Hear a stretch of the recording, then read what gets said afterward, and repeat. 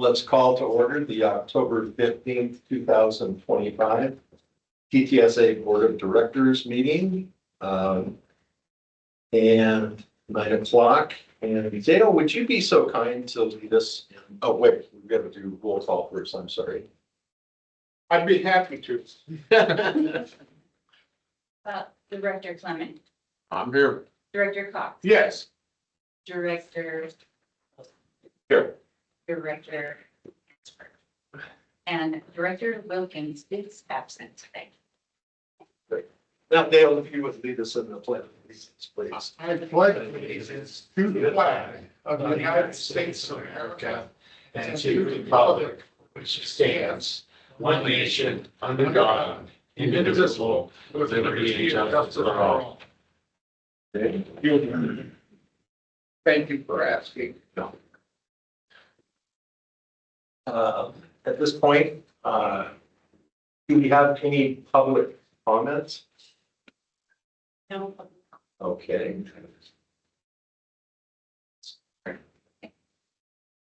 No written or online, Rochelle? None at all. Okay. Hearing none, we will move on to review and adopt the agenda. Do any directors wish to adjust or move any items on the regular agenda? Move to approve. Second. Motion by Director Cox, second by Director Hansford. All in favor, say aye. Roll call. No. Oh. Just because he's only absent, but we don't have to have a phone call. You don't have to? Because he's not running. Only when he's remote. If Only only if here you're at remote. You know, that's I do. I. okay. Consent agenda. Do any of the directors wish to adjust or move any of the items on the consent agenda? Okay, seeing none, I would look for a motion to approve the board minutes from September 17th and ratification of the payment of general funds paid August 2025. Move to approve. Second. Motion by Director Cox, second by Director Hansford. And on this one, all in favor, say aye. Aye. Aye.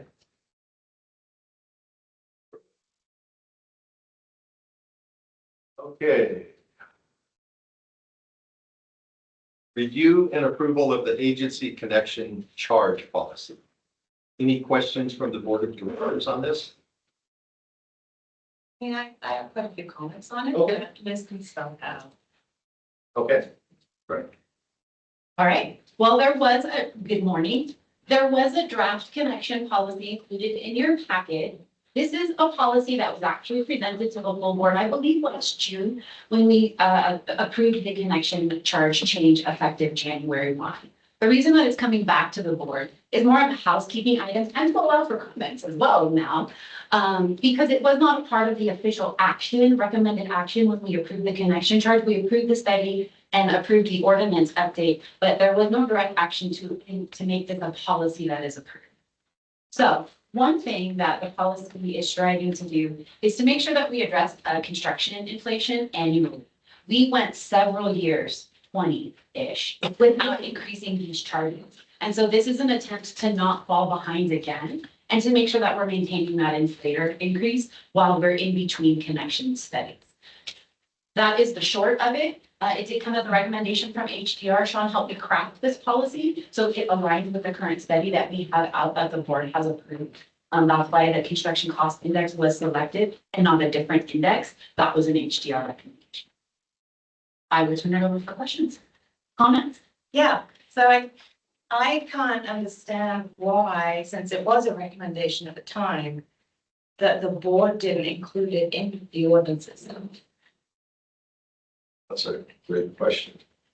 Because we could avoid this whole policy by simply putting in the ordinance an add onto section 3, if the board chose to do this, that we could say the charges shall be automatically increased every January 1 by the ENRCCI 20 city average for the proceeding, and I would say you could even do November to November at that point, because if there was an automatic. The thing about the policy is that it means the staff has to go through a public hearing, we have to go through public hearing every year. Now, if the board wants that, you know, that's okay. But to me, if you're gonna have a policy that says we're gonna do this every year because it's our intent to increase it every year, why wouldn't we just change the ordinance now and take care of it? Liz, any comment on that? I think that is a great idea. That was not the approach that we took based on recommendation, having conversations. We did talk at length about this at the finance committee, and that was also finance committee direction at the time, was to keep it a separate policy. But I don't have any complaints with including it in the ordinance. To Catherine's point, it does make it simpler, but I would put a pause and ask legal counsel. I think when we change the ordinance, we still have to notice it some way, but I agree that we don't have to go through the analysis. There would be conversation to say, hey, here's the amount and here's the fiscal impact. But it wouldn't take 2 or 3 staff reports and 2 or 3 lower level conversations to get us here. So it would be much. Yeah, and I certainly agree that why go through it year after year after year, you can just put it in the ordinance that it's tied to the, forgive me, I forgot already, but The connection chart ordinance? yeah. That's the ordinance. I see that Josh has appeared magically from my phone a friend. Josh, do you have an opinion or a comment about public hearings or notification with changing ordinance fees? I agree with Director Hansford. I think it's a lot more streamlined to have it in the ordinance, and that's the way most clients do it. And in terms of noticing, it would just be part of the noticing and process for the update that you're bringing back next month. So we can fold that into that process. Okay. Thank you.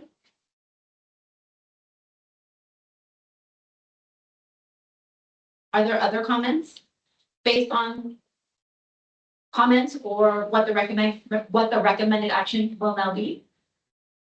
Yeah, so the action will be what specifically? So the action as written is to approve the policy, but based on board conversations now, the action would be to include this in the ordinance, make that update, and I will bring that back next board meeting so that you can look at the ordinance, and then we'll hold the public hearing and still follow that same time. Yeah, I want to thank you. I'm not sure how that got overlooked, but that makes all the sense of it. So Dale, Bert, any comments? No comment. Okay. So I think we've got the action plan on it. All right. Okay. Any public comment? The agenda item actually says that we connection in charge policy, so we're going to, So you won't approve the policy. Josh, hop in if I misstep, but you will not approve the policy. And then I have staff direction to bring back a draft ordinance through the public hearing process into you all next board meeting, and you'll be able to see that documentation then. That action will be to approve that ordinance. If Right. you don't like it, we'll have another conversation. You don't approve it, and we'll make a third. Okay. Great. Thank you. Sounds right to me. So we don't need any action other than that on that particular one. Anytime we can streamline, I'm all for that. This next one is setting of a public hearing on November 19th, 2025 for a change in the sewer connection charge rates effective January 1st, 2026. So even given the new direction, we would still be just at that public hearing for next month based on the timeline. We would need to have it approved because the next meeting is not 30 days prior to the effective rate change Right. of January 1. It also gives us a chance to communicate to the community what the increase will be. Okay. So the action there is to set the public hearing for you. Okay. Any comments or you? no, I think that's exactly what needs to happen. And I think for this change in January, we would probably need to keep it on the August to August, but then for subsequent January changes, I think it could be November to November. Okay. For the CCI, just to get as close as we possibly can to current costs. And then, yeah, I think other things we can discuss at the end of that public hearing. Okay. It's good. Thank you. Dale, any comments? No comment. Bert? Nope. Do I have a motion? I'll make a motion that we publicize the public hearing for November 19th. Update to the connection. Second by Director Cox. All in favor, please say aye. Aye. Thank you. Thank you. And now the director, or excuse me, Dep 101 workshop. Yeah, that's a hard word to say. You said that, right? It may feel like that. No, that 101 is gonna be fun and exciting. It was yesterday. So I will tee that up. We do have our municipal advisor, Stephen Gortler. He will take over the reins in just a few minutes and walk you through a variety of debt vehicles. We have talked in this room and you have given direction and approval for this agency to spend most of its capital money that it has ever spent in its entirety. And so we need to start the conversation of how we're going to be paying for that at each and every step. So today's conversation is really to educate you all on what the different types of debt vehicles are out there. Because there may not be one right fit for the entire project. Last month, we talked about and you all approved a reimbursement resolution where I teased a bond issuance was coming. That's still on the table as a recommendation to the board, and we'll have more conversations about that next month. That's a very specific debt type, but that may not be the debt type that we carry for the life of the project. Stephen today will talk to you about some federal options, some state options, what bonds look like if we issue them, as well as some other types. So it's a way for you to immerse yourself in our world and understand some of those terms that we use regularly when we're talking about a plan of finance. So today we'll have that 101. Next month, as a preview, we'll dig into bonds and a specific bond recommendation, and then we'll see what follows for December. It may be a follow-up and an approval to the bond. It may be something different based on our conversation this month and next month. You guys ready? Okay, it's good.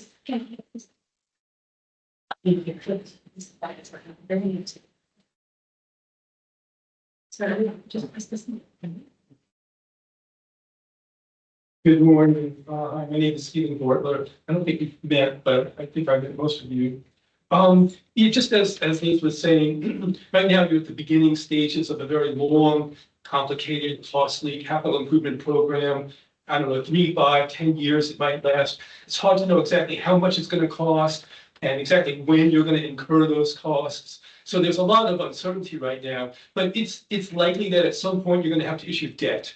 And it's highly likely, unless you change course, you'll be issuing debt. And because of the complexity and the size and the length of time and scope of your capital program, there are various different types of debt that may be suitable at different points in time for different parts of the project. We talk about debt kind of as a singular concept, and, debt is debt. You borrow the money and then you pay it back. But there are a lot of different kinds of debt, and each type of debt has certain advantages and disadvantages that may make it suitable, at this point in time, for this amount of money, for this part of the project, together with that kind of debt for this other part of the project. So, thought maybe at this early stage, before you get, too far along, it'd be nice to kind of set the stage a little bit, talk about the different kinds of debt, so that, in 6 months or a year or 5 years from now, when it becomes, appropriate to think about, should we do this or should we do that, you'll have a little bit of familiarity. So, we picked out a handful of debt types to focus on right now. Municipal bonds, that's kind of like the baseline for debt financing. There's the SRF loan through the California State Water Board, which you guys financed, what is it, $80 million or so 15 years ago. So you have some institutional familiarity with that. There's the WIPIA loan program. That's a relatively new program, but that's become kind of popular, and it has some features that might be attractive and it may be appropriate. So we'll talk a little bit about that. I also wanted to bring to your attention a different kind of financing you may be less familiar with. in the institutional context, a bank line of credit, where a bank establishes a facility, say, $100 million, and then you draw it down on that line over time as you need the money and so forth. And then there's the direct private placement, which really is not highly applicable, but it's probably, I just threw it in there anyway, just kind of bring it to your attention. So I'm going to talk really quickly, and I'm not going to go over every line in the presentation and try and talk about every aspect of it. I just want to highlight some of the main aspects of each of these so you can see what differentiates one from another, and you can kind of imagine in your own mind's eye, this might make sense in this situation, this might make sense in that situation. Maybe we combine these two, over here and over there. So, let's see. Oops. Okay, so long-term tax-exempt municipal bonds. Municipal bonds are the bread and butter of state and local cities, counties, school districts, special districts, all over the country, all over California. It's been this way since forever, beyond I can remember, where people issue or agencies issue municipal bonds to finance their capital projects. The big virtue of municipal bonds is that the interest on municipal bonds is tax exempt. And that means that the investors, the people who buy the bonds, they get a tax break, which they value greatly. And in turn, the issuer, such as yourself, you get a lower interest rate on your bonds because the investors don't need as much interest because they're getting a tax break. So there's an advantage, and Congress has, sort of created this type of debt many, many decades ago to help local government agencies borrow money and make it more affordable. And municipal bonds is really how, probably 90% of all the capital projects in the country are financed. I found a statistic, it said $4.3 trillion, which seems impossible.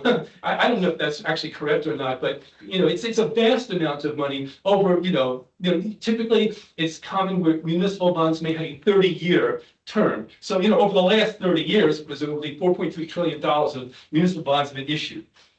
So, that's kind of like the baseline for these things. The virtue of a municipal bond is you can issue any size from $1 million to $1 billion.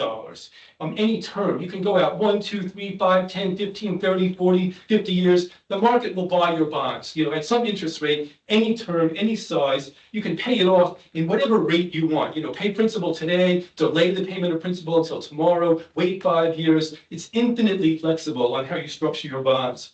Even credit worthiness. You guys have a very strong AA rating, which makes you a very strong borrower. But even if you are a terrible borrower, weak borrower, you can still issue municipal bonds. There's an investor out there who would be happy to buy your bonds. The interest rate would be quite high, but it's there for you. It is available to you if you want. And then a project, the way the bond market works is that the investors aren't funding a project. They're not saying we like your new, facility. They're really just funding the agency. They're saying you guys, you have a strong financial, history and profile, ability to pay. We trust that you guys know what you're doing. You're going to build your project. As long as you have all the essentials in place. So we're going to fund the agency. And we don't need to see your engineering and your design and your architecture. And we don't need to know who the contractor is. They're not going to drill down and judge your project like some of these other facilities do. So that's good. It makes life easier. They're funding the agency. The other thing about the bond market that we like is that we can use a competitive process to sell your bonds. A competitive sale where you get your bonds ready to go to the market, and then we conduct essentially an auction or a bidding process. And we solicit bids, and then everybody who's interested in buying your bonds all together at one time, they submit a bid to buy your bonds. That bid consists of an interest rate, and then whoever offers to buy your bonds at the lowest interest rate wins your bonds. So we're able to, to maximize to minimize the interest rate of your bonds through this competitive process. And some of you may remember back in 2020, when we did the bond issue for the refinancing of your SRF loan, we did this competitive process. You got 12 bids from these big, institutional investors, all of them competing to buy your bonds, and you got, a much lower interest rate because of that competitive process. Another thing that's worth remembering, I guess, is that, sometimes there's a reluctance to borrow the money because we're not ready to spend it all yet.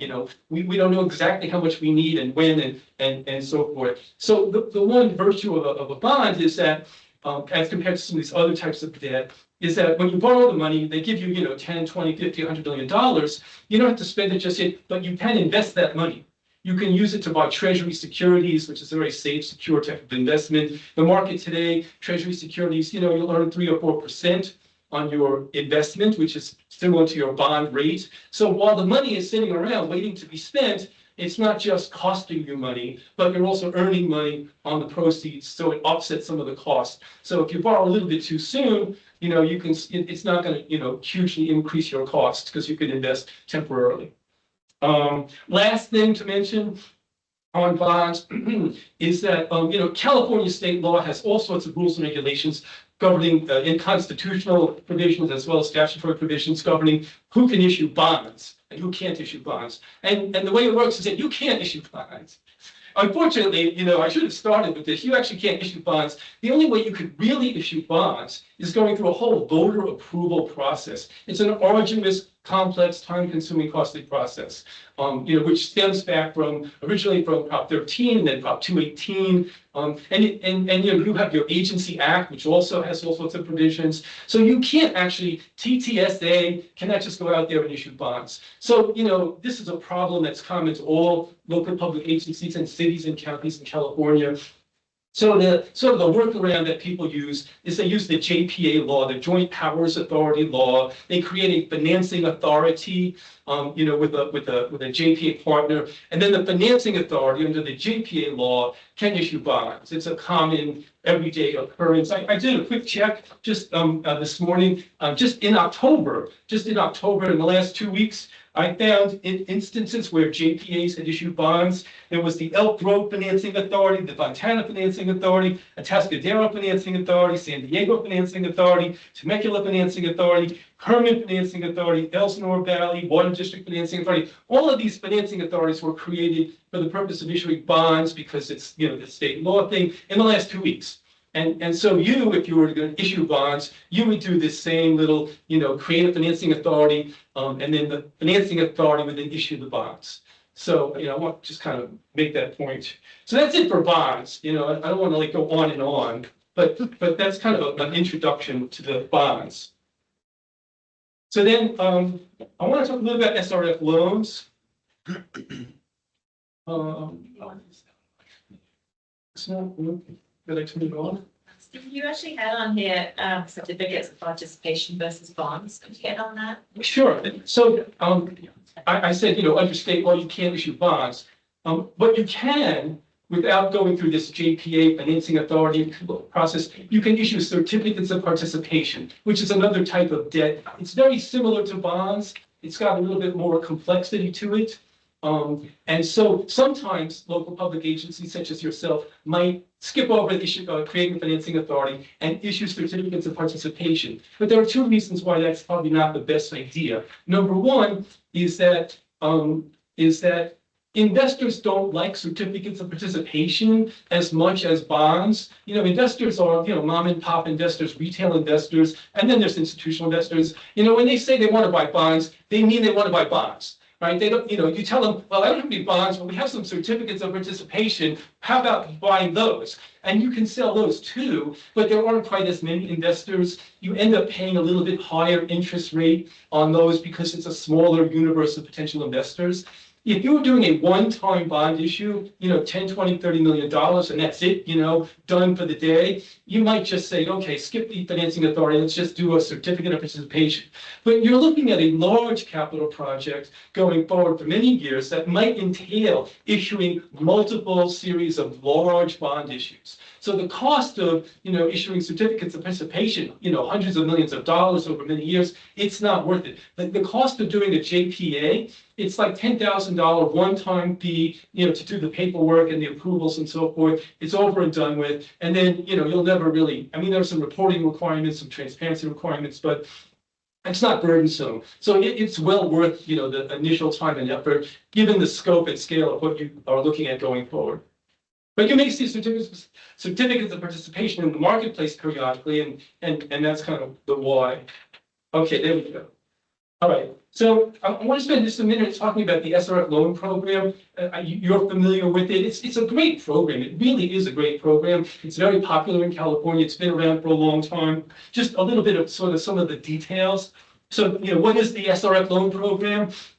It's a joint federal and state program. The money that the SRF loan program lends to people like yourselves, it's a combination of grants from the federal government appropriated by Congress, and then the state of California issues bonds on their own to provide some funding, and then all the SRF loan repayments that get sent over to the water board, they're recycled. So that creates a pool of funds that's then loaned back out to local public agency. The big virtue of the program is that the interest rate is extremely low. The rate is set at 1/2 of the rate that the state of California issues its general obligation bonds at. Usually they issue bonds twice a year, and then whatever that interest rate was that the state issued its bonds at, they take half of that. So it's subsidized by, more than 50% of the interest rate is subsidized by the state and federal grants. They did a bond issue just a few weeks ago, and so they reset the SRF loan rate. It's now down to 1.7%. It's been as low as from what I recall, it's been as low as 1.6%. So it's a tremendously beneficial rate over 30 years. It's a massive amount of savings. So it's definitely something that you want to keep an eye on when it's suitable. So there are some aspects of the SRF loan program that are potentially, pitfalls. Number one, everybody wants an SRF loan. It's got this great, program. And so there's a lot of demand, and especially because the cost of capital projects for water and sewer, it just goes up and up and up. And so nowadays, what used to cost $10 million costs $20 million. But the size of the program, its ability to fund these projects has not kept pace with inflation. And also the regulatory requirements, you got to do more and more. And so it can't meet everybody's needs. So there's an enormous amount of demand. So now they have a competitive process where you submit your application, and then they rank you, they score your project and who you are and so forth. So it's a lengthy process. It takes, a long time. It might take 9 months before you actually, can fund a project. A bond issue, the first page, we could do a bond issue in, 90 days, normally, maybe a little bit more or less, but roughly 90 days. Nothing like that here. So there is uncertainty as to whether or not you might actually qualify for an SRF loan. And then there are priorities. They establish priorities because they can't lend to everybody. So, they do want new construction projects to expand capacity. If there's a capacity shortfall in some agency, they want to bring sewer service or water service to somebody. So that's part of it. Point source reduction, if you're, polluting the river, and you need to remediate that, then they'll fund that. That's a priority. And then also small and economically disadvantaged communities are also priority borrowers for the SRF loan program. They're needy, they have greater needs and so forth. But you don't really neatly fit into those categories. I do think that somewhere along the line, this project that, sort of the big project that you're working on, there may be aspects to the project that do fit nicely within the SRF loan program criteria. So you may want to kind of keep an eye on those and, 3 years ahead of time, when you see that coming, you might want to start the wheels turning and submit those applications. Sometimes you submit an application, you might not get funded. It doesn't mean that your project doesn't warrant funding, but you just didn't make the cut, but maybe you apply again next year or the year after that. So, you might want to make that part of your long-term thinking. And then, but then the other thing, so it's a reimbursement process. So with a bond issue, they give you the $100 million up front, and then it's yours to spend. With the SRF loan program, they dribble the money out after you complete, they can make progress payments or reimbursement of progress payments. So you have to fund the project in the first instance, then you have to submit a request for reimbursement. It takes them time to process all that stuff, send you your money. So there's a little bit of this back and forth process. You're in a position where you have enough capital, enough funds on hand. You could probably float the project waiting for the reimbursement. For some borrowers, it's a problem. They don't have enough money where they can lay it all out themselves and then reimburse from an SRF loan. So there's a little bit of that to be concerned with. And then also the SRF loan program, it is project-based, not agency-based. They're not funding saying, oh yeah, we like TTSA, here's some money. They're more like, show us your project, let us see the design, the engineering, whatever. I don't know all the precise details, but, they're looking at the project and they're funding the project. And so, it's a much more arduous process of getting it approved because they want to see what you're doing with the money. And then they also have requirements, labor requirements, material requirements, project requirements, things that you might not have chosen to do that might raise your costs or complicate matters or whatnot. So you need to be a little bit careful about what obligations you undertake in exchange for, an SRF loan. So you really need to look at your project, you need to look at the criteria, and you need to figure out where is there a match, where and when and how much, is there a potential match between the project and the SRF loan program. That rate is really good and you can save a lot of money, but you got to pick and choose your spots. So Stephen, previously on the bonds, you mentioned that the cost was $10,000. For the JPA, Right, One of the JPA, financing authority. Yeah, for the JPA. Any estimate on, let's say we're doing 20 million through the JPA bonds.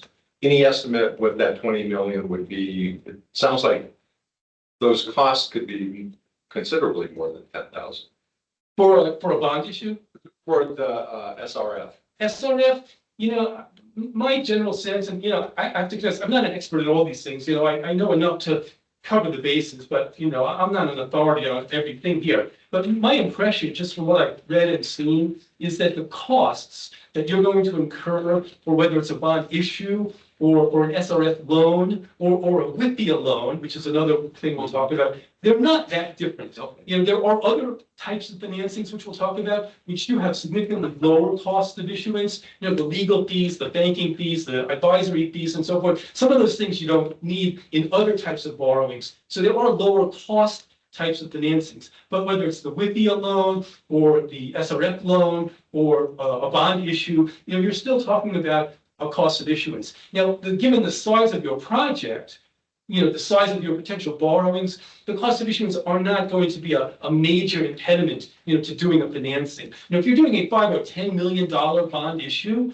the cost of issuance really are a drain. It's a huge expense for a $5 or $10 million bond issue, and you might want to skip over doing a bond issue and use a lower cost type of financing, because for a very small financing, you can't cut your issuance costs that much. They're kind of fixed. The lawyer gets paid, the same amount, whether it's $5 or $50 million within degrees. So there are considerable costs of issuance, but given the scale of what you're doing, they're probably not going to show up. The interest expense will, 10 times what the cost of issuance are. So, all right, so that's the SRF loan. A little bit on WIPIA, I've heard in meetings that I've attended here, I've heard WIPIA mentioned on various occasions. There was a time a few years ago, sort of in the immediate aftermath of COVID, there was a brief interval there where the WIPIA loan program was far superior to bonds or the SRF loan program because of the interest rate. The WIPIA loan interest rate was practically zero. It was almost nothing because of COVID. It really, when COVID happened, the federal government, they lowered their interest rates on Treasury securities, dramatically, to historic lows, less than 1%, less than a half a percent almost. And the WIPIA loan program, the interest rate on the WIPIA loan is equal to the US Treasury rate. Same rate, they kind of passed that rate along to you. So there was a time a few years ago where the WIPIA loan program was just an incredibly wonderful program from a cost saving standpoint. So it got this, notoriety. But we're no longer in that situation. Nowadays, we're back to more of a normal kind of situation where tax exempt municipal bond rates are much lower than Treasury rates or WIPIA rates. So the advantage that WIPIA used to have during that period, it's dissipated. It's no longer really beneficial. It's more costly to do a WIPIA loan than it would be to do a bond issue or an SRF loan. However, it's a dynamic marketplace. There may come a time in the future, it's not highly likely, but neither was COVID. When the WIPIA program might once again become a very attractive type of option, where the interest rate on the WIPIA loan might actually become better than a municipal bond rate or an SRF loan rate. So it is worth leaving open the option of potentially exploring a WIPIA loan down the road, if and when that should occur. That's why I bring it up. I wanted to sort of, make it clear that the opportunity to really capitalize on this WIPIA loan program, that's gone. We're nowhere near where we were, 3 or 4 years ago in terms of the rate. But that could happen again, and your program is going to be going on for, 5 or 10 years, and who's to say what's going to happen between now and then. That's the main reason why I put it here. There's a lot of other aspects to the WIPIA loan program, but I don't think they're really that important. If the interest rate really becomes compelling, all these other facts kind of aren't that important anymore. And if the interest rate is, not very compelling, then it doesn't matter either. So then a couple more. I put in bank line of credit. I love bank lines of credit. I really like bank lines of credit. They're really underutilized in the institutional setting here, but they have a lot of virtue, and especially for your agency. Right now, you're embarking on this project. You don't know exactly how much it's going to cost or when you're going to incur those costs, right? And so what a bank line of credit is simply where you go to a bank, you have a relationship with US Bank. They're your bank, they're your Treasury Services Bank. US Bank is one of the biggest providers of these bank lines of credit. And so you go to the bank, you say, we've got this gigantic project. It's going to cost us hundreds of millions of dollars, but we don't know exactly when and how much and so forth. So why don't you guys, the bank, give us a line of credit, say $100 million, right? So you created a line of credit. So then over time, over 1 or 2 or 3 years, as your project costs come to, you start getting invoices for the project, you then draw down on that line of credit. You use that money to pay your invoices. And then after 2 or 3 years, you've paid off, 50, 75, $100 million worth of these invoices. You then issue long-term debt, $100 million worth of 30-year fixed rate, municipal bonds, and you sort of take out the line of credit. In a situation where you don't know how much you need or when you're going to need it, the bank line of credit offers you that kind of hand-to-mouth financing. As you need it, you take it down, and then when you get to the point where you've borrowed enough under the line of credit and the interest rate environment is favorable, then you issue long-term debt and pay it off, and then you're in your long-term fixed rate financing mode. But the thing is, you don't really know exactly what your financing needs are going to be. Now, it may come to be in 3 years from now that you're going to have a clear picture. We know exactly we need $50 million this year and $75 million next year and $100 million the following year. So we've got, $325 million or something that we need over the next 3 years. Interest rates are good, so let's do a $325 million bond issue today, or we'll do half today and half in a year and a half, something like that. But you might want to look at whether or not a line of credit is another option to consider in lieu of issuing long-term debt, especially like when interest rates are high and issuing long-term fixed rate debt is disadvantageous. You might want to do a line of credit and wait a few years when maybe interest rates will be lower, and then you issue your long-term debt. So the bank line of credit is something to always kind of keep in the back of your mind and use as a, should we be thinking about this, in tandem with that? Steve, do you have some really good connections for doing that? Because I've seen some really fabulous lines of credit, some agencies, but I've never really had any luck with folks I work with in getting them. So, do you have a good contact? Like, do you know the right people to talk to? Yeah, I would say, 2 things. So number one, if you were going to do a bank line of credit, from a policy perspective, the best thing to do would be to do an RFP and to solicit proposals from all of the major banks that provide these types of services so that you're getting, as much transparency as possible. You're not going to get a lot of bids. A lot of banks don't really want to be bothered with this. But I know US Bank in particular, I've worked with them in the past, and I know that they are very active in this market, and they would be happy to, work with you to provide a bank line of credit. If you're now, TTSA has a relationship with US Bank. If you don't have a depository or a treasury relationship with some of these banks, they don't want to extend credit to you. It's very costly for them to extend credit. They look at it as a ancillary service, not a primary service. So, if you have a Wells Fargo or a Citigroup, treasury relationship, they may be more likely to want to, if they provide this service at all, they may be more willing to work with you than might, sort of a bank that never heard of you before. Right. Stephen, do you mind advancing the slides for the board? Oh, am I behind? Yeah. No, I think we're last page, well, not last page, but one more thing. Direct, what do we call it here? Direct private placement. So, another option that local public agencies sometimes use, it's quite popular and it's very, attractive, is a direct private placement. Typically, if you have a small project, but for example, where the cost of issuance, they're too big for a small project. You're doing a $5 million borrowing, you got $250,000 worth of cost of issuance, it's not worth it. Or if you're doing a project where we can afford to pay this back over 10 years, or 12 or 15 years. Right, there are many banks out there that would be happy to lend you, $5 or $10 million. You pay it back over, 10 or 15 years, right? Rather than going a bond issue or SRF loan, all that complicated and costly stuff, just a simple bank loan, $5 or $10 million, 10 or 15 years. The interest rate isn't going to be as low as some of these other options, but the cost of issuance are considerably lower. It's also much more quick and easy, not as much paperwork and time consuming and so forth. And there's a wide market of banks that are active in this private placement market. There's lots and lots of $5 to $10 million projects out there, in the marketplace. So I don't think it's likely that this is going to be suitable for your needs, but it may, you never really know. I mean, it might come up where you have a discrete situation that you need, short-term quick financing. You don't want to go through the whole big process. It may be worth exploring if and when the time comes. So, each one of these financing options, it has its own place.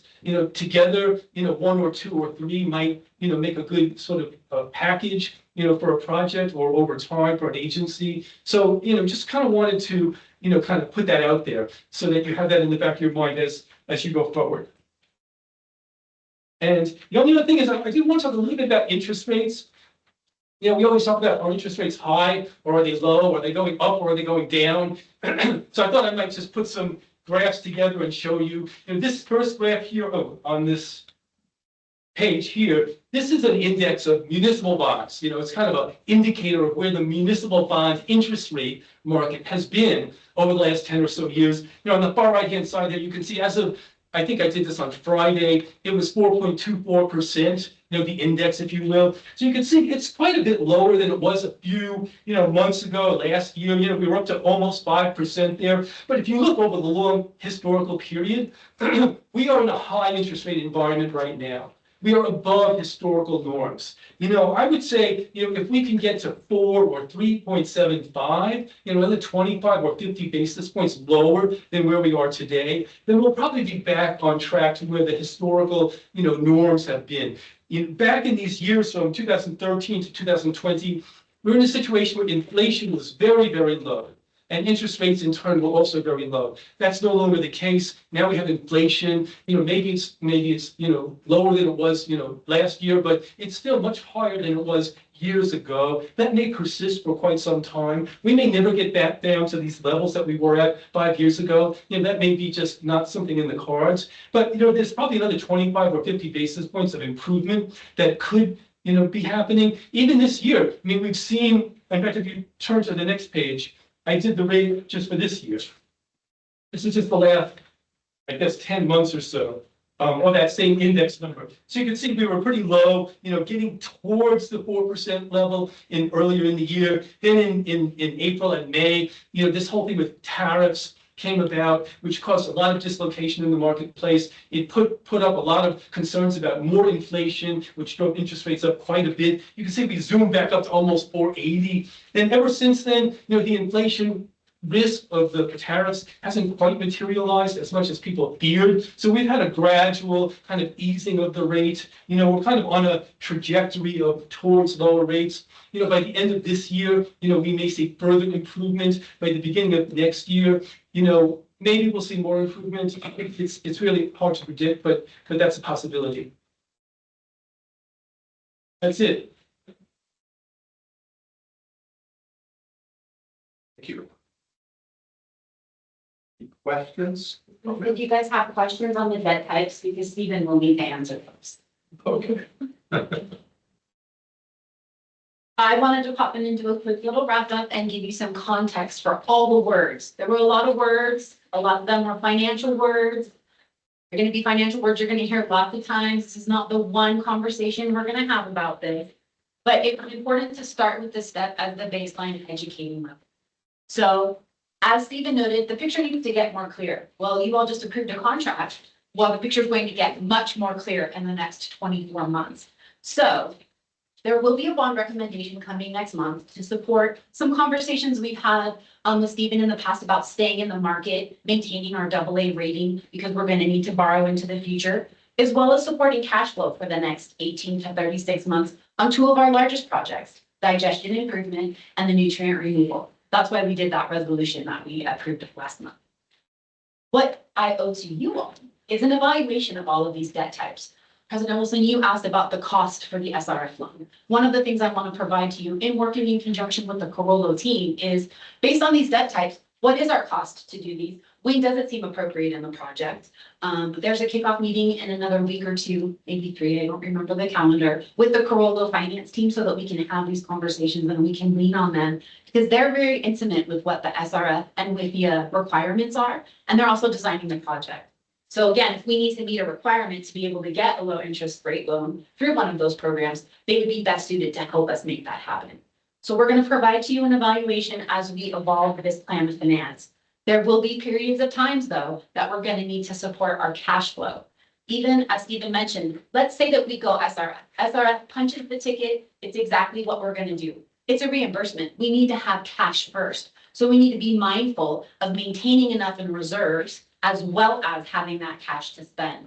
So there may be conversations to say, hey, we're going to do a $20 million bond issuance right now to cover this. 18, 30 months goes by. Hey, we're going to do a bank line of credit to support this next time. Here's the why. But we'll always be able to go back to that overall evaluation for what fits our needs here. Questions on that? Concerns on that? It just sounded, Stephen, the presentation, it kind of helped me clarify that there's a really good chance it could be a combination of things as we move forward. That would be commonplace for an agency with such a large program, and some of the uncertainties and the length of time involved. Yeah, cobbling together sort of a composite financing, of this and that and the other thing as you go forward and sort of evaluate and then reevaluate and so forth. That seems fairly, likely. If your goal is to minimize the cost of interest and so forth, and flexibility and timing and so forth, then yeah, I mean, that would make a lot of sense. So it's going to require continuous reevaluation. What makes sense today, tomorrow might, you might change your mind based upon new information. Okay. As the design progresses, we'll have more information to Right. know how it fits correctly. And we'll overlay rate conversations on top of that. And one thing I want to make sure that I completely understand is under the JPA bond, that money can then be reinvested. So if we get it for 3.45 or whatever the number was, we can reinvest it and get 2% back on it. So we can kind of mitigate that interest rate. Is that correct? Right. If you issue a bond, say you take $20 million in proceeds at the closing, initially, but you might not spend that, over 2 or 3 years, maybe quarterly or semi-annually, you'll pull down that money. So during the interval, you can invest those proceeds. There are a lot of rules and regulations governing the investment of bond proceeds, but they're not that onerous. You can invest that money in the treasury market, at treasury securities. You could earn, 3 to 3.5%, it depends. And that money could then be used to pay interest on those bonds while you're, spending the money. So it kind of offsets, as compared to like the WIPIA program or the or more the SRF loan program, where they're reimbursing you, and you don't actually start paying on that loan amount until they actually send you the money. Here's the money. The clock starts, we start paying interest only once we spend the money, which we've already spent, so it's reimbursement. So it's an efficient way of funding a program. Bonds aren't as efficient, but you can mostly offset the interest cost by investing the money temporarily. Thank you. I'll make sure to include that in the bond presentation that I plan on bringing back next month, so Okay. that the full board has an understanding of how our money can continue to make more money for us. Right. Great. Dale, did you have a question? Yeah, I got a couple of questions, Steve. Stephen, why don't you come back up and this? When, Thank you.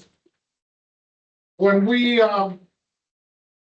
first heard your presentation here, right, a few months ago, several months ago, we were talking about cash on hand to be able to qualify for an SRF.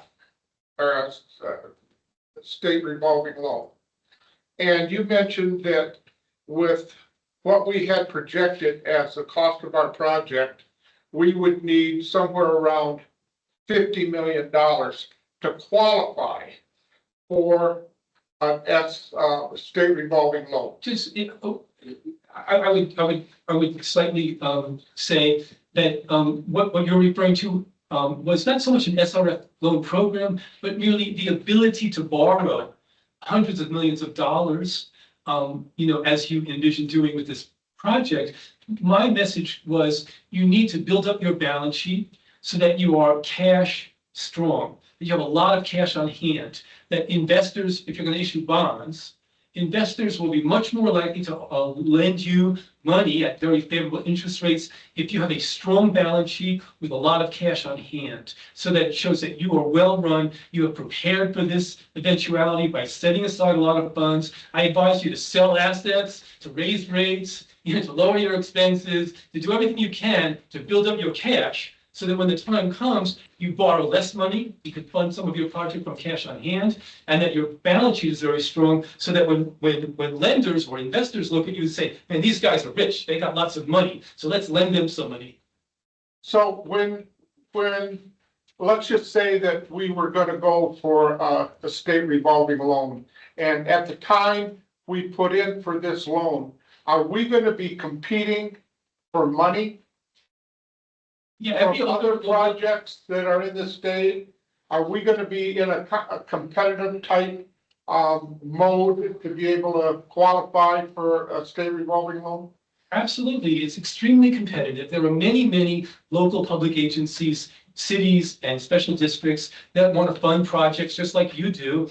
And so they're all applying to the SRF loan program, some more than others, and there's not enough money to go around. So they have to prioritize, they have to rank projects, they have to evaluate, they know, listen, we don't have to lend these guys money. They can go out and borrow the money in the bond market themselves easily. And so they may be less inclined to lend you money. You're not needy, you're not economically disadvantaged. So yes, you may not qualify, or you may not qualify for as much, or you may not qualify when you need the money. So it's a little bit of pick your spots, look for opportunities where your project might better suit their criteria, and then get in front of them early and let them know, if you tell them, look, we've got $300 million worth of a project, we just need $50 million from you, we'll cover the rest. That's a good story. They may be more inclined to say, okay, let's take a good look at that. So it's really a question of, trying to structure your credit application so that it suits their criteria and get the money. You could get shut out, but it's not a foregone conclusion either way. So the stronger that we look going into this process, does that have any effect on the interest rates that these lenders are going to provide? Yeah, so in terms of the SRF loan program, I would say probably not. They're not going to look at your financial strength quite that closely. The interest rate on an SRF loan is everybody gets the same interest rate. Whoever you are, if you qualify for an SRF loan, it's 1.7%. It'll vary. In a bond market, though, when you do a long-term municipal bond, the interest rate is directly tied to your credit worthiness. How good of a borrower are you? How safe of a risk are you? For the really strong borrowers, they may borrow at, say, 3%, right? For a weak borrower that has, limited capacity to borrow and repay, they may pay 4%, right? There's a very large difference. It's a stratified market where the strong, get the better rate and the weak get the worst rate. Just like, in the general lending market. So the fact that you have a AA rating, the fact that you're building up your reserves, that you've done your Prop 218 notice and you're raising your rates, and you'll do another one in a couple of years, that's going to preserve your AA rating. It's likely that will preserve your AA rating. So investors are going to look at you and say, these guys are strong borrowers. Let's give them a good interest rate, a favorable interest rate. Now, the market is the market. If we're in a high interest rate environment, that good rate may be a terrible rate. If it's a bad market, then, a good rate may be not that good, but it's the best you can do. In a strong market where interest rates are generally lower, you'll be at the top of that, of that list. Okay. But the point, the point that you raised initially, setting aside $50 million and then having that on hand, to show investors that you continue to be well, managed, strong reserves, strong liquidity, that is every bit as true today as it was when we talked about that initially. Okay, then the final question is that you were saying that, that we could use a combination of these different, loan mechanisms. If we chose to go that route, wouldn't that complicate things internally to be able to have several things or a couple of different things going, rather than to focus on one particular, type of lend? In theory, it could, for a very small agent or a small agency, it may be beyond their means to juggle, 2 or 3 or 4 different, or even to evaluate, 2 or 3 or 4 different possibilities to figure out, which ones are best suited, and then to actually go out and execute a bunch of different things. It could tax their resources, their ability to, their bandwidth, I guess you would say. So that is true. Your agency is not quite that small. You have the capabilities to do more than that. You've also got, resources, you've got, consultants, you've got Carollo, you've got, bond financing people, you've got internal, Liz, who have a lot of expertise in this. So you have the ability to do more than, the one trick pony kind of, approach. You have the ability to evaluate a variety of different options and to kind of manage 1 or 2 or 3 of them, simultaneously. You're not going to be doing them all together at once. Let's do 3 different financing options tomorrow. It's like you do them sequentially.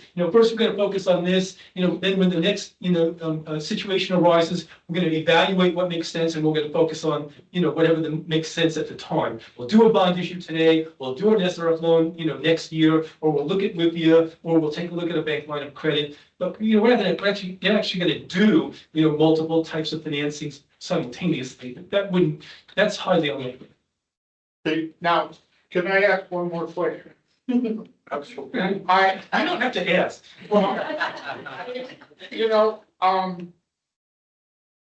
That 1.7% interest on the state revolving loan, that's where it is today, correct? Correct. When it comes time for us to actual file for this loan, if the interest rates are higher than 1.7, like, let's say 3.5 or 4, and that's the best we can do. I remember when we had a state revolving loan on our VNR project, you came back in after 6 or 8 years, and we did a refi, and it saved us an incredible amount of money. Can we do that same mechanism on some of these other loan applications? Yeah, both the WIPIA program and the SRF loan program have very flexible prepayment provisions. If at any point in time you can do better by paying off your SRF loan or your WIPIA loan by issuing debt at a lower rate, you can do that. It's very flexible. The bonds actually are less flexible than the SRF loan program or the WIPIA program. SRF loan and WIPIA, any day you can come in and say, here's the money we owe you, we're out, we've got a better, deal somewhere else. With the bonds, generally speaking, the long-term, if you do a 30 or 20-year bond, generally you can only refinance or prepay that after 10 years. So you're stuck with that for 10 years. Investors, when they buy your bonds, they generally require that you agree that you won't prepay those bonds for at least 10 years. So there are some trade-offs there. So it's, okay, so if we did choose like a state revolving loan, we would be committed for a 10-year minimum No. at whatever interest rates we go in at? If you did a municipal bond, Municipal. you'd be committed for 10 years at that rate. If you did an SRF loan or a WIPIA loan, you have more flexibility. Okay. The situation in 2020 when we refinanced your SRF loan, those are extraordinary circumstances. The marketplace, we were in the COVID environment. And so you could borrow money at less than 1% to pay off your SRF loan, which was at I think if I remember correctly, it's 2.4% or something like that. That's an extraordinarily rare occurrence. But yes, you're right. You saved a ton of money by taking advantage of those circumstances. The same thing could happen again. You could borrow at, 1.7% and potentially 10 years later or 5 or whatever, you might be able to refinance at lower rates. Don't bank on that happening though. The COVID situation is, it's a once in a lifetime thing. Other once in a lifetime things happen all the time though, so who's to say? Place it. Okay, any comments, questions? No? Catherine? No, this is great. I just want to say thank you, to Liz and Jason for having this and getting it, getting everyone some level of understanding before we move forward, because we all have to be very flexible as to how we go about this finance. And Liz, I do have one question. You mentioned in 3 weeks there would be the Corolla Finance Team kickoff meeting. Yes. Would it be okay if one or two of the board members would sit in or? It's a fact. We were all invited openly. We have had discussions about which ones would make most sense for you to be at, to extend invitations to. But theoretically, you guys are invited to any of the workshops. Obviously, if there's 2 or more, we'll have to publicly notice it, but that's not that big a deal. We've done it in the past. And Okay. we just have to have an agenda a little more solidified and open public comment. That kind of Yeah, stuff. when we get to that point, please let us know. Right now, our initial kickoff is scheduled for November 4th. I would make the recommendation that the agency have the first initial conversation to set out a plan with them. I don't want to waste your time. Sure. And then we can set something up where either we have them come to the board and present with me, or we set up a separate workshop that would take more time outside of the board meeting. But absolutely, you all should be available. Thank you. I would like to address Dale really quick on the question that you asked about managing all of the different craziness that all the debts bring. You're gonna hear me talking a little bit at the manager report and potentially later in future meetings. There's some software that I've been demoing and taking a look at to help manage that. You'll also notice that there are 2 additional attendees who probably don't want to be called out right now, so don't look at them. But I have included them, and you will see their appearance more, because I can't be the only one that knows how to do this here. That's not gonna work for the agency. And that's exactly how I learned. I sat through multiple times. I had no idea what the conversation was the first 2 times I sat through bond council conversations. But the more you're immersed in it, the more you start to understand, the better your questions be. And then ultimately, one of the 2 of them will stand here and talk to you about debt issues. Stephen, thank you. That was much appreciated. Welcome. Really appreciate it. Any public comment on? Okay, seeing none, let's go ahead and move on to the department reports, right? All right. So, I always say that. Land use ad hoc. Land use ad hoc. Thank you, Dale. Okay. Morning board, President Wilson.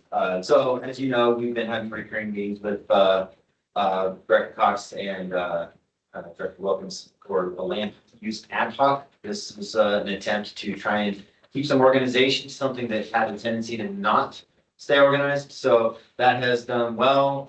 We are now at an inflection point. We had a meeting, between 2 members of our ad hoc and 2 members of the, Truckee Donner Brecken Park. I just called it, yeah. Truckee Donner. Land rec or park and rec, and they it was a good conversation. There was a lot of they gave us a good roundup on their master planning process and what their hopes are and their aspirations and how we might be able to play into that. And it's a good conversation standalone, but really what came from that conversation is that we've reached a point. This is no longer simple. We have several potential stakeholders. They are all at different stages of maturity in the discussions with us. And as you may or may not be aware, I am not a land use specialist. I'm also not a real estate agent. So at the behest of the ad hoc members, I was asked to maybe find a way to get there to be more of an investment from those stakeholders that have been identified, and hopefully achieve some kind of a master plan that, may not be a professional grade master plan, but at least some understanding of what we as an agency, in conjunction with those that have shown interest, would like to see happen on the property. Obviously, based on Stephen's presentation, we have a benefit that we can be gained from surplusing and selling those assets. We don't want to miss that opportunity, but this can very well become a complete distraction from the primary assignment, treating wastewater.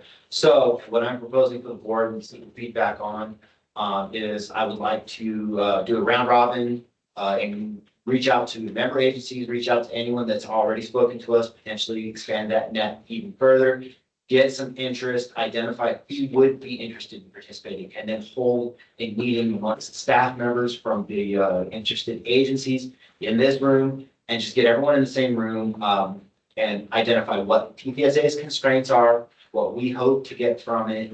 I've learned that having these one-on-one conversations has been, you pop a map on the screen and everyone goes, oh, it probably would make sense at this stage to just have everyone in the room pop that map on the screen. And then everyone can have an aha moment. And then what we would hope to gain from this conversation would be identifying if there's any member agency or other agency or someone that has enough vested interest in this going well, that they would be willing to spearhead or lead or somehow make a master planning effort work out for us. Because that's not something I think that our staff have, obviously, with all the project stuff going on. So I'm gonna propose that I have a meeting with the potential stakeholders to address that, discuss. Dale, any? No comment. Okay. That sounds like mayhem. There'll be food. Yeah, No. no, I guess, I understand where you're trying to go. Personal views, you could screen those type of applicants based on their wherewithal to be able to buy land from us, right? Frankly, that's where I'm coming from, because we need the cash. Yeah. You want cash, see ya, have a nice day, don't call us, we'll call you, but that's one approach that could streamline the mayhem. And perhaps I could view this meeting as being that screener, so to speak, and just make sure people understand our position on what kind of flexibility we do have, being our primary goal, we will offset project costs with potential for secondary goals, but really the primary goal is offset project costs. I vote on your objectives at the meeting, that the bullet, I would soften that at this point. I wouldn't say at this point looking for an appropriate lead agency. I would say something like discuss the pathway for a comprehensive master planning process, because I think if you're doing this staff to staff level meeting, you're just trying to flesh out some ideas. Like, we're not in a position to cherry pick. I think, to say with Bert's point, we have land to sell, and we will sell it to whomever gives us, a good price for it. And, I don't think we get to say like, oh, you can have this, you can't have this. But we might help foster a dialogue of where does it make sense? Like, what's the synergy of, I would imagine the rec district probably wants to be on the riverside so they can access the Lakes Trip, for example. Does it make sense, if the PUD is going to have a lot of trucks going in and out, working in a safety kind of environment? Do you want them near the school district where, you potentially got kids coming in? I know it's a bus deal, but my kids ended up there. So I do know about that. Anyways, that's kind of how I see it. I think that's fine to have this meeting, but I would keep it just sort of, we want to hear your level of interest, any ideas, and let us know. Perfect. Yeah. And how many entities have shown interest at this point? At varying degrees, 4. Okay. We've got Parks and Rec, we've got the school district, we've got TDPD, and you guys were aware of the fire captain presenting from there are some others, but none that have been serious enough to, okay, make a formal comment. Okay, Jason, you said that we're a few weeks out from getting a fair market value appraisal on what our holdings are. So the way that we're treating that is confidential information for the board only. So I would seek direction from the board on whether you would like to schedule a closed session to have a discussion on valuation. We can do that in November, no problem, but staff don't see there being, it being wise to broadcast that information until you guys have an opportunity to digest it. I think that's smart to do it in November. Okay, then, very early on, when we started discussing the possibility of selling off some of our surplus land, I made the comment, and I still feel very strongly about this, is that PTSA is not in the real estate business. It's not part of our wheelhouse, it's not part of our mission statement, it's not part of what we have chartered to do. At this stage of the game, I still feel very strongly that we should seek, not so much counsel, but to seek some guidance in what we are about to undertake here. We are not professional land management people. We have a lot at stake here. And for us to enter into what we're about to partake here, it's out of our wheelhouse. And I really think before we really get grinding on this, that we seek professional guidance. Because we're not in the real estate business, it's out of our wheelhouse. You can make some very serious mistakes that could cost this agency a lot of money. And I think that we're not at a stage yet where we're negotiating land deals, although we kind of are, but we need some professional help. We need some guidance. This is not in our scope of work. It's not in our wheelhouse.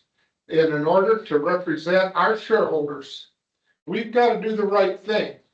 And we got to make sure that we don't make mistakes in what we're doing. So I don't know that what the procedure would be to go about this, but I really would urge the board to take into consideration at this point in time, we need some professional guidance. We just can't sit back here at an ad hoc committee meeting and sit back and make decisions that, this is serious stuff. Big money, serious stuff. I would like to see us get some help.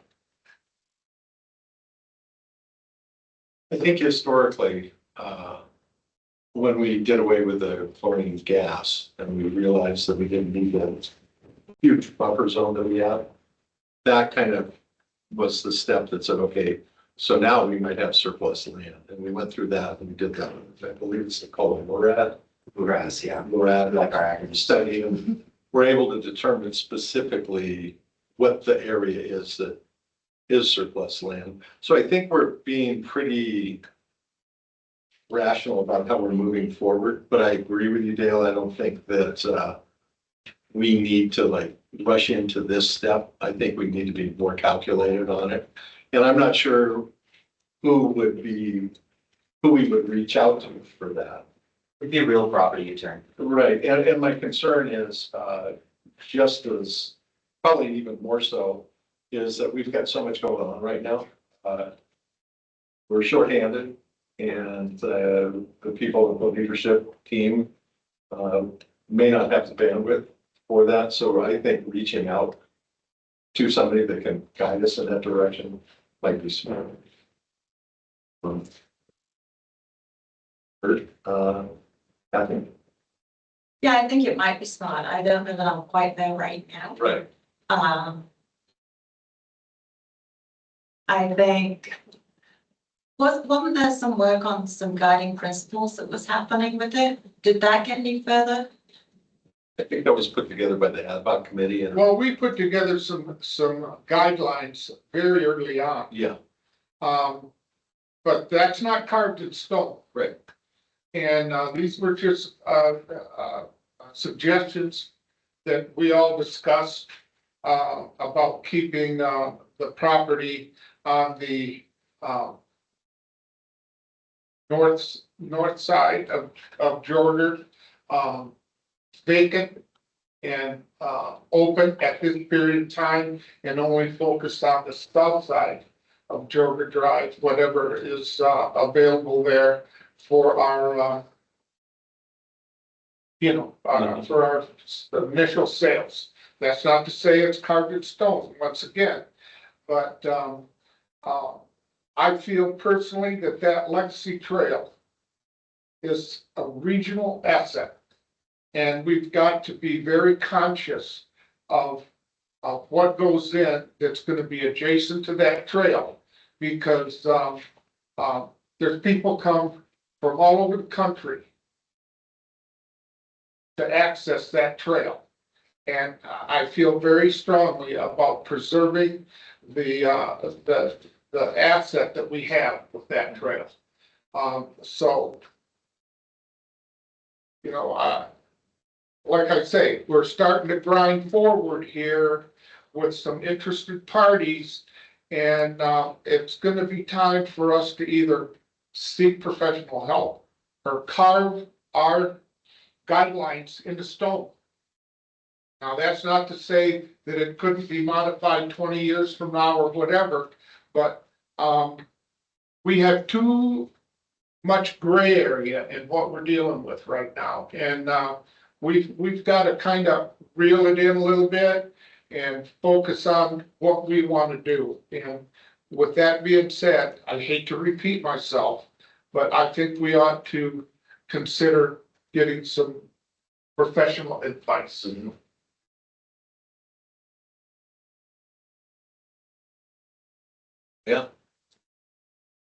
I didn't read a proposal on the table before we go down that path, but that's just me.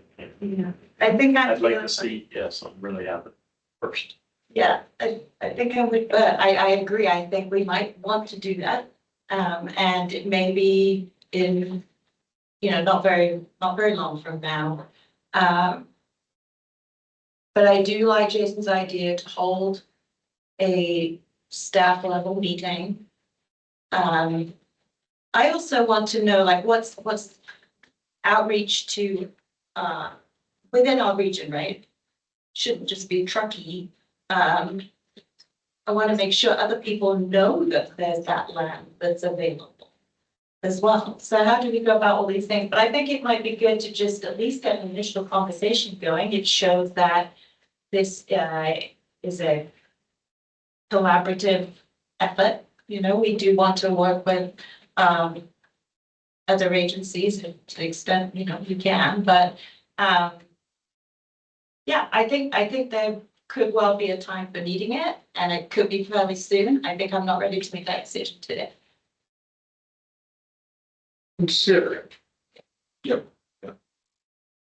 And I think, at the meeting that you brought up, Jason, I think that's a good time to perhaps temper some of the, because there's a lot of, oh boy, the land type of thing. You say, yeah, we understand that this is a huge opportunity for some, and it's a huge commitment for others, and we want to make sure that it's done the correct way. So I think that's good. And as far as the outreach, I know that at NTPUD, I have kept them appraised of everything that has been up to date. And they're interested, they're not interested in having land over here. They just want to make sure that it is a regional piece of property, to your point. Like the Legacy Trail could not have ended up as a better example of that. So it is regional, and they want to make sure that as part of the region, there are some kind of benefits to them, even if it's aesthetic. So, and Dale, to your point, along those lines, people do come from all over the United States, and people come from all over the country and end up, or all over the world, and end up on that trail and walk away with the same thing, like, wow, that's really impressive. So I think we need to keep that, in our minds as well. So I don't think there's anything actionable at this point. I'll report back after our council meeting. Likely we'll have a meeting in November if I can organize it that quickly, and we would report out December. Okay. Great. Thank you. Now it's time for the department report. Thank you guys very much.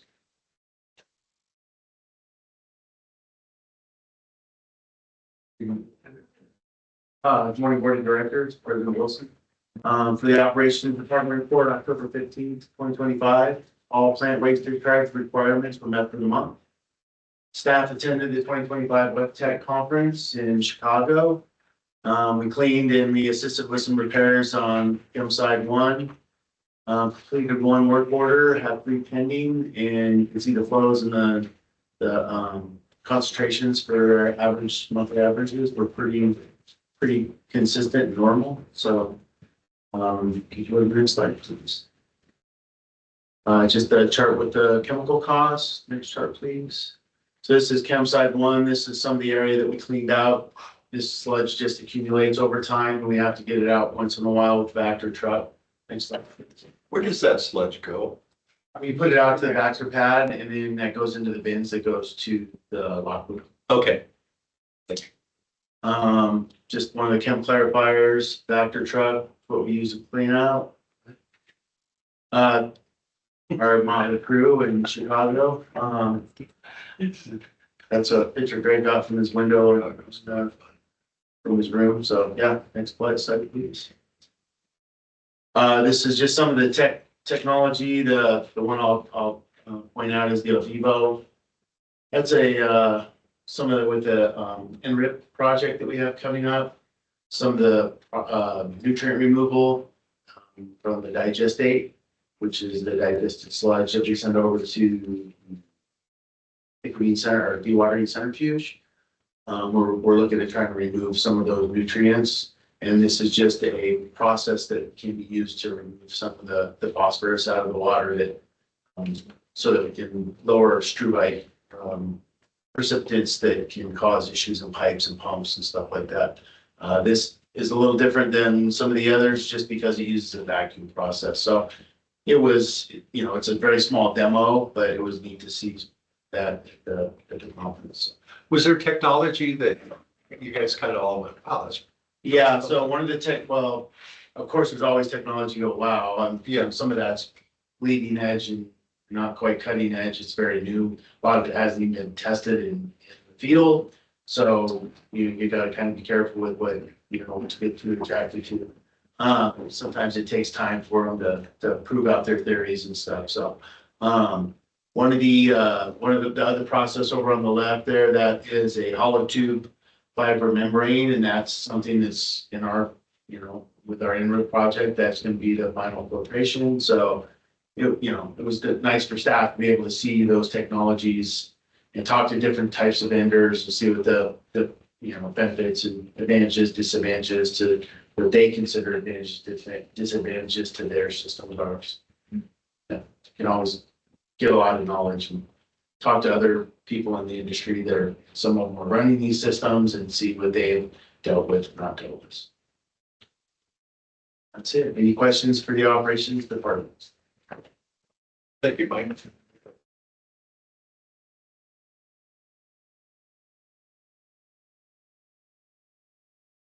Good morning, Board and President Wilson. All right, so we're going to talk some more about WebTech as well too. I didn't have any pictures though, unfortunately, but so for the month, okay, thank you. So for the month, some of the project support that was provided was on digestion improvements, nutrient removal. Those I anticipate seeing on there for numerous years, so those aren't going away anytime soon. We got the redundant server project, which we are currently working on, the SCADA upgrade project, and the TRI lighting project, which is hopefully coming to an end, and Scott will be talking about that later. So we attended WebTech conference as well too. We had a great opportunity. It's very timely with what we've got going on between digestion improvements and nutrient removal. We got to talk to a lot of different vendors to see what their product selections are and really give them an opportunity to give their dog and pony show on why they have a better product as we start seeking, product pre-selection for these big projects that are coming up. So great opportunity. for that. Also talked to some of the people like the linear generator manufacturer. They were there, just various vendors. It was a great opportunity for that. Also, there were some great classes and as we talked about sequestration of phosphorus sequestration, we got to take some of those classes, beneficial uses of gas and some of the emerging technologies that are coming out that will be under consideration as we move into it. So we also attended an InTouch HMI training, and then we did go to the E&M Automation and Roadshow. We're going to have several of these popping up here in the coming days. We're assessing our current HMI software.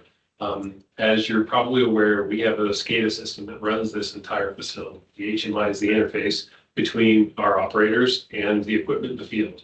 That's how we control it. So we have a somewhat aging system right now. So now as we move into these bigger projects, now is the time to look at some of these emerging technologies and a pretty significant upgrade. So we're assessing that right now. I'm trying to incorporate that in these projects or get them done prior to moving into certain phases of these projects. Or what's E&M? That's the name of E&M Automation. That's the name of the actual vendor. That's Oh. the full name of it, E&M. Okay. So we completed the admin lighting. You'll notice throughout the hallways, throughout this entire admin building, we're doing LED upgrades as we've been doing for multiple years throughout the facility. So some people love it, some people not so much, but replaced the motor on the clock fixer. We removed a multi-purpose pump station motor for rebuild. We'll get some pictures up here later of the crane in here pulling that thing out because we had to take the roof off to get to it. We toured, one of our staff members was able to attend the Westlake Water Treatment Plant, the opening up there for Tahoe City PD. And we replaced an underground 2-water irrigation valve in the backyard here. That was a significant excavation. So that was a good time. And we are working on an ongoing defensible space and vegetation removal that we're going to roll that into a plan that'll live kind of on an ongoing basis on what we do, when, and why. So we stay compliant with this.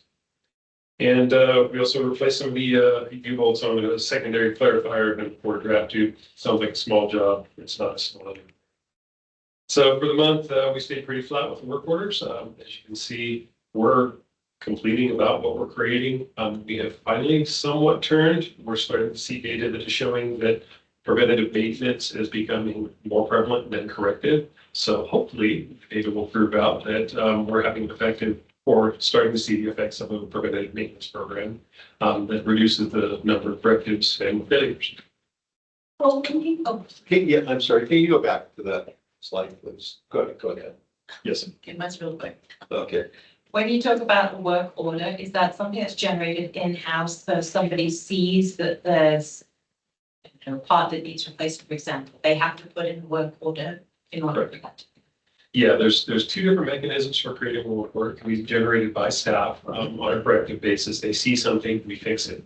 And that's the mechanism. And then we assign a criticality to it. And then it's put into a list and we address it based on criticality. Or there's a system generated one. These are the PM ones that are based on either a time or condition base that says we regularly change the oil on this thing. So if we're keeping up with those PMs, or we have an appropriate number of PMs, theoretically over time, we should start seeing less correctives and less failures. Now, on a plant of this age, it may not be as noticeable long-term, but you will see some short-term benefits. That's my belief. And I believe we're starting to see that. What jumped out at me on this page were the 3 unfilled positions. Can you give us an update on those, please? So currently we have 3 unfilled positions. We've got CMMS, a DIS technician. That is one that we are looking to potentially reclassify. So working with HR right now and the general manager to potentially revise that job description to be something that's a little bit more beneficial for the department. And then we'll be coming to the board with a revised job description for approval. So for now, that position was budgeted for, so it is unfilled. And Yeah, we haven't spent anything on that just yet. On the other two, do we have applicants and interviews going? So SCADA specialist, yes, we do. We're that one is being flown currently. We haven't interviewed anyone yet because we have not had any both applicants, so that's fine. So we're still reviewing, but that is out there on the streets right now. The E&I technician, I've discussed in a couple of the previous meetings, we had someone resign in that department, and so that position is left unfilled. For this year, what we're doing is we're watching the workload for that department. We're holding that position for this year. Before the end of the year, we'll make a determination on whether to rehire it, fill it, or let that lapse and take that off the budget for next year, based on actual workload and what the impact of the plant is, what the data drive that decision. Okay, great, thank you. If there's cost savings to be realized, we'll certainly take Sure. that. Great. Thank you very much. All right. Thank you. Thank you. Oh, yeah, sorry about the pictures. I've only got a couple this month. As you can see there, that's what we were talking about, the multi-purpose pump station. We've got those pumps. Those are pretty critical pumps throughout the plant. We noted that there was some vibration that was occurring on one of the motors. We had somebody come out and assess it. And we've got electromechanical discharge occurring on that motor. So we have to have bearings replaced and have the motor rebuilt. So to do that, we had to hire a crane to come go through the room. Oh, yeah, it's a good time. So it's always fun when we get to. How old are those pumps? Ooh, good question. You might know that one more than I do. It's old. So one of them was original to the plant and then the second one was added later on. But they were here before I got here in 95. I think the second one was put in early 90s. The other one was, I don't know. I mean, I don't know if it's the original motor and pump. Right, it's been, But it was. yeah, because I look at those and there was a scene in the movie Titanic. For some reason, I always go back to it. I don't know if they're quite that old. It's like we got him second, we got him put there. Spectacular. Okay. Thank you, Bob. Sorry. And this is one of the surface wash lines that we replaced back there, and I think that's all. Oh, yeah, and there we go. So I've been working on the boardroom LED lights up there, so just right above your head. Great. Thank you, everybody. Thank you. He still lives in Columbus. The older.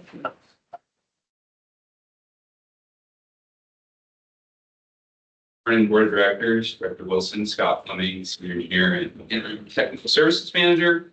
Here to give you the Tech Services Department report. So starting off with engineering, ongoing work with digestion improvements, right in the thick of design right now. That team. Operations attended a process mechanical meeting at the start of the week. The consultants really digging into the existing building 32. There's quite a bit that needs to be upgraded. And so with that, they're finalizing routing pipes and equipment placement for 60%. So excited to see where that deliverable lands here in November. We're also working on engaging construction management firms, as I previously discussed, hoping to get a proposal in front of the board for in December, it's looking like. And then as far as the critical path equipment negotiations, so we did get our sole source draft letter from Brown and Cole to justify the linear generator. Director Wilkins has previously asked if that was going to be coming back to the board. So just a reminder that we're anticipating next month being ready to present that linear generator discussion with data and information that Brown and Cole will be present on site for that justification for the sole source and equipment vendor sales screening. I'm working with BKS and Josh's team to review sales agreement terms that they presented in front of us to make sure those are mutually agreeable for both parties before we enter that and recommend that sales agreement. So that's the bulk of digestion improvements. Moving forward with the Truckee River Interceptor rehab, we're in the middle of construction right now.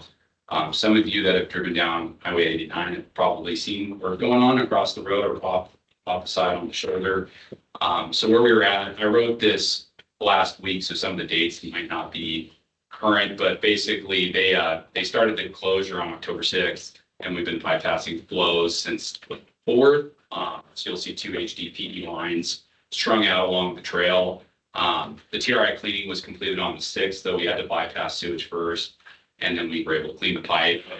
Turns out that when they CCTV the pipe, and they put that camera in prior to do the lining. The timing was, for one of the engineers on our team, pretty impeccable. We have lost through that cleaning, probably there was an interior coating on the pipe that came off, so the duct wire was exposed, and the next steps would have been percolating, basically, or corroding on the inside of the pipe. So the pipe was in good enough shape to move forward with the lining. They got the lining in over October 7th and 8th, and I have some photos at the end of this section showing us out on site during the liner install. And currently, they're curing the pipe out right now, and we're waiting on determination for acceptance of the liner, so we can inspect it on a follow-up post installation, verify it's been installed appropriately, and then accept the liner and get sewage back into it. So the entire pipe's been lined at this point? It's in there now. It's just, they basically have to put hot water into the pipe to cure it out. And so it's just, there's been, like anything with construction, a little bit of back and forth to make sure we're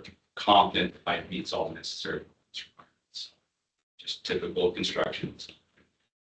Yeah, the next steps, once we have the pipe fully accepted and signed off by the engineer and the agency, demobilizing that bypass piping off and hopefully get them out of there by the end of the month. Great. As far as nutrient removal goes, so we are now officially in contract with Grollo for last month. The board authorized a few ago the contract terms. So everything's in place now. We've been scheduling meetings, as Liz touched on briefly with the funding analysis. We hosted the kickoff meeting last week with the team present. Confidence inspiring, to say the least. They are extremely thorough and covered every aspect of the project top to bottom, and brought in all the necessary stakeholders as far as their sub-consultants. So staff are very pleased so far with the initial on that meeting and the direction it's headed. And we have quite a bit of work scheduled over the next couple of weeks before weather really starts to move in. So the consultant wants to schedule, well, we plan to have geotechnical borings performed on site for the proposed building locations over the next couple of weeks into early November. And then we also, as part of the CEQA requirements, need to do biological and environmental and cultural assessments and initial studies. So in order to do that, they have to come out on site and perform those inspections of the site. We did this previously with digestion, but each project typically triggers one for new construction. So they're setting those dates up with the Ascent Environmental, who's the environmental sub. But yeah, it's going well. Nothing major to report. Early days for that project kicking off, for the preliminary design report. And then, yeah, this one, I kept it on there. We'll probably take it off next week or next month, I should say. But digital scanning, nothing new to report there. They've completed their field work. That was the same last month. And then, as is typical, they have to process all that data before they provide us the deliverable that we review and accept. So nothing really new to update there. Pictures did not stay when it transferred over. I was going to try to stick them in there for you. Okay. Should I just keep rolling with the lab portion real quick while you work on photos? Yeah. Sure, they'll probably see them. So on the laboratory side of things, we've completed the quarterly pre-treatment sampling and annual sampling, and the proficiency testing is going to be ongoing through the remainder of the year. As is typical, the California Department of Public Health has sampling for COVID and other tests, I believe, right, that they run. Thank you. Mpox, influenza A, B, there's a few others, yeah. Cost is minimally staffed, and they provide all the necessary shipping and things. So that's still continuing, and there were a total of 5 corrective actions completed this month, with 3 pending. So similar to maintenance, lab also has some protocols for those. On the IT side of things, so we have redundant internet service provider improvements planned. So currently we have AT&T, but we do not have backup internet on site. So we're the previous general manager executed the contract with Optimum, so they're planning on coming down the next week or two to install fiber optic lines for the facility. So if you go down with AT&T, we have backup internet service provider. Security work on the firewall, it's continuously an ongoing battle with that, with our firewall vendor, just make sure we stay up to date to prevent the agency from having security risk.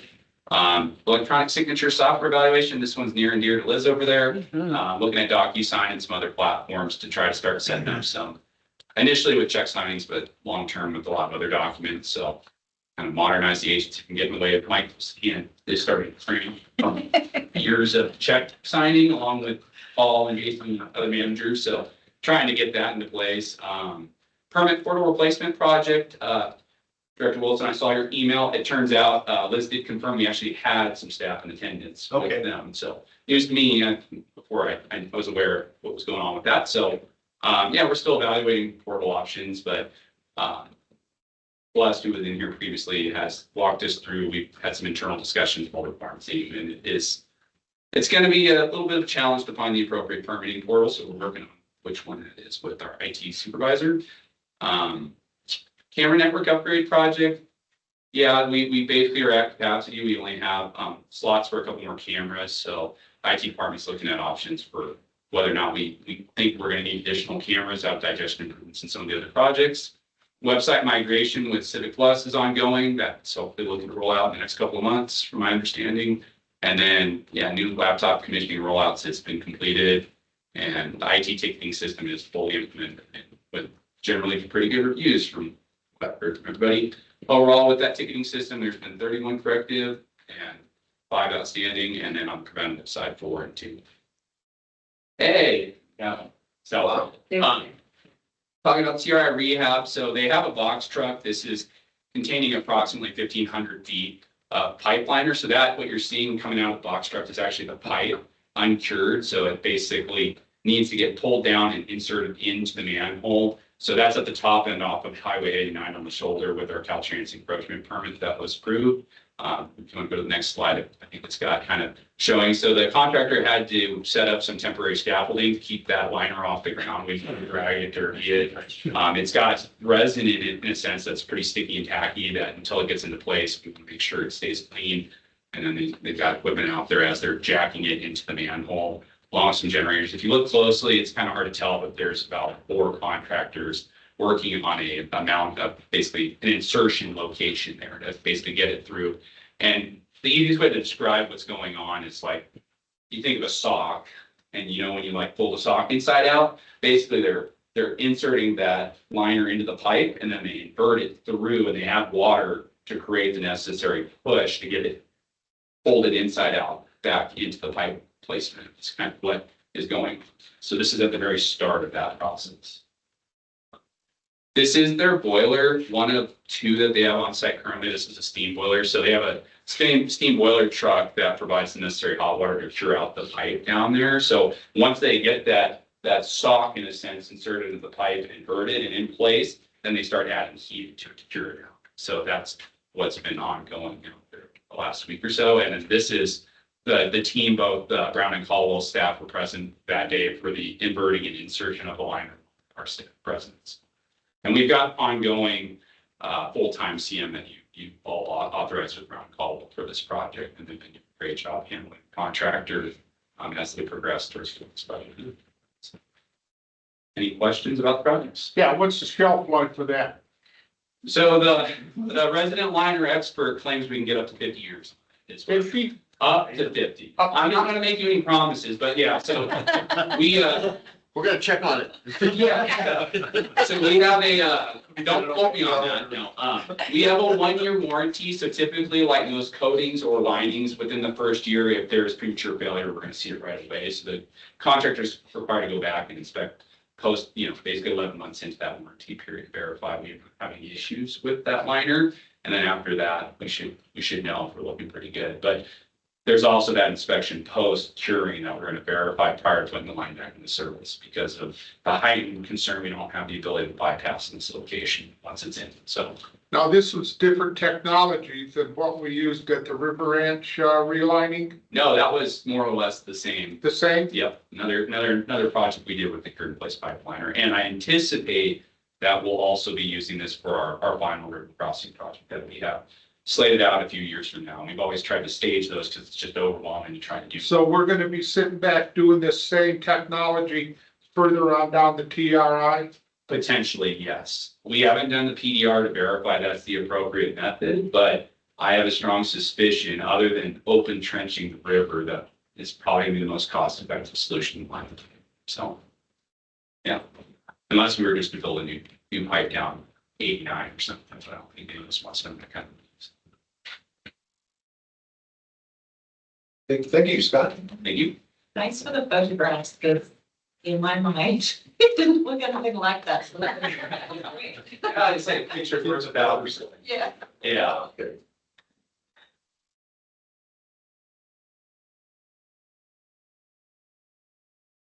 Good morning again. It's still morning. We haven't made it to afternoon yet. Headed in the right direction, everyone. Let's talk about the administrative report for September 2025. For risk and safety, I noted last month that we reposted the position. We have had several successful applicant packets come back in. So it is posted until filled. However, we're going to put a hold at the end of the week, which for us is Thursday at 4:30. Review all of those and set up the first round of interviews for that. We're gonna have the supervisors take a look at that first round of applicants and narrow the pool down for our second round of interviews. And I took that approach because this compliance administrator, safety compliance administrator position has to work with all of those teams and provide direction, yet they don't have a direct report to structure. So it's really important for me that I have that buy-in from that group. And then the second round will include some of the managers so that we still have that overall agency buy-in for support on that position. From the finance perspective, in addition to our general duties, finance committee was held last September 9th. I commented earlier about that debt software I've been looking at, watched a couple of demos. A couple of the products provide more robust services. There's some contract management software that I'm looking into as well. I'm very excited about some of those demos and modernizing some of our processes here. We held a meeting with the managers and supervisors to review the reporting and training needs in Cassell. Cassell is our financial information system. We call it Making Cassell Better Together, making it better together. Cassell has it has some reporting limitations. And it's also the first system that this agency has had that allows people outside of the accounting department to use the reporting data from it. So trying to put everything together to make sure that we're providing the reports that they need or that managers and supervisors have access to that data in there to help them manage their business and their budget. As noted, I did look for the requirements for electronic signatures. Our AP team is working on that with IT, so I'm very excited about it. On the billing and customer service side, again, general activities, there were no commercial account inspections. Again, I have no photos, tends to happen this time of year. But Celeste and I did participate in the town's software demo for their permits. It made us realize that in the overall world of permits, we're a very tiny slice. We're like a checkbox on a permit. So trying to figure out a regional approach for us to work with 5 different member agencies, different counties, where that checkbox fits, that's where that's our lens that we're looking for. So we'll be reaching out and in communication with. From the purchasing and administration side, again, general duties. And one exciting thing that I got to do last month was, again, in my Bay Area responsibilities, I sat on the Delta Diablo Sanitation District's HR and Risk Manager panel. I love going out to other agencies and being part of their recruiting process. I get a chance to see the talent. I get a chance to borrow really good interview questions and just get out and get our name out there as well. So it's very exciting. Maybe one more slide for me. Perfect. There you go. There's our connection fees through September. And one thing I wanted to point out here is that the year-to-date information is calendar year, not fiscal year. I know everything else we look at on fiscal year, there was an agency desire to look at it in calendar year, and we've left it that way. So I just wanted to point that out as we have conversations. And there's the charts and graphs that are included in there, can continue through there. And it gives you our total connections rate. Any questions? Okay. Thank you.